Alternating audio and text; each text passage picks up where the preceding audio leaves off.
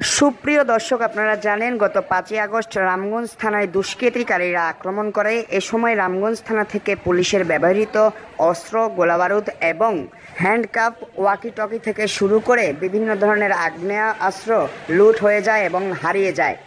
এ নিয়ে সমাজের সচেতন নাগরিক এবং শিক্ষার্থীরা প্রতিবাদ শুরু করলে এবং ফেসবুকে পোস্ট করতে থাকলে অনেকেই তাদের কাছে থাকা অস্ত্রগুলো নির্ভয়ে তারা আনসার এবং সেনাবাহিনীর নিকট জমা দিয়ে যান।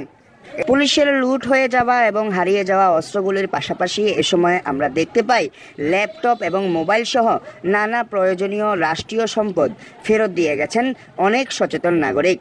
সেনাবাহিনীর পক্ষ থেকে জানানো হয়েছে, যারা অস্ত্র নিয়ে গেছেন বা অস্ত্র পেয়েছেন তারা অতি দ্রুত সম্ভব অস্ত্রগুলো জমা দেওয়ার জন্য আহ্বান জানিয়েছেন।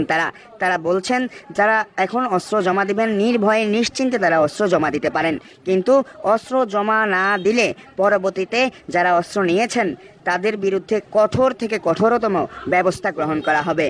তাই সেনাবাহিনী থেকে বারবার আহ্বান করা হয়েছে, যারা এখনও অস্ত্র জমা দেননি বা রাষ্ট্রীয় সম্পদ যারা নিয়ে গেছেন তারা অতি দ্রুত সম্ভব অস্ত্র জমা দিন এবং নির্ভয়ে নিরাপদে থাকুন।